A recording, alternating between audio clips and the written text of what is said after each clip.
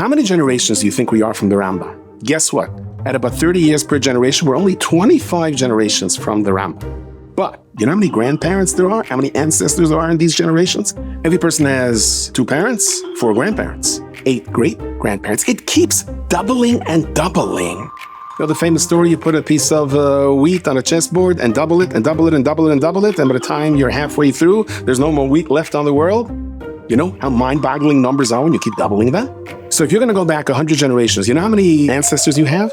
Here, try this. 1 octillion, 267 septillion, 600 quintillion, 228 quadrillion, and a mere 220 trillion. Wait a second, there aren't that many people on the world. And the answer is, at one point, they're cousins, they're the same grandparents. But either way, there are millions.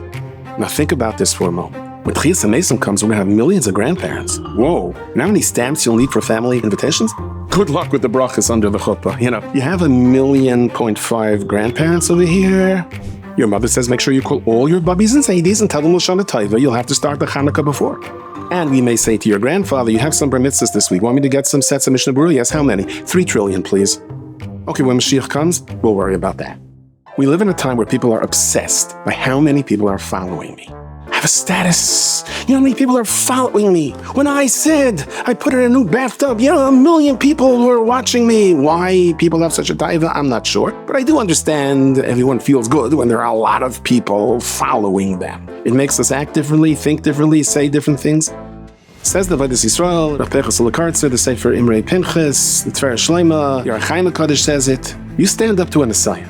There's a flash of light that goes up to all your grandparents in Shemayim. So let's say it's not octillions, because many of them are the same, it's millions. What happens is they get a message. Your grandchild just closed his eyes. Your grandchild turned away. All those millions are now focused on you. And they're all looking for an opportunity. Can we come down and help our grandchild? And there is such a thing, says the Archaim. You're faced with a struggle. I can't do this. I can't make a decision. I can't go on. I can't deal with this challenge. And all of a sudden you say, whatever's going to be is going to be. I have the courage to move on.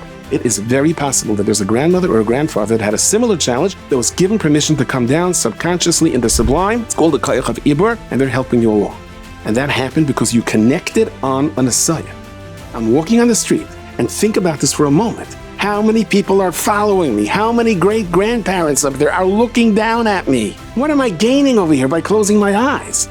Just by the virtue of our own existence, we are networked into numbers that boggle our minds. No supercomputer can figure it out. But they don't have to. Shem figures it out for us.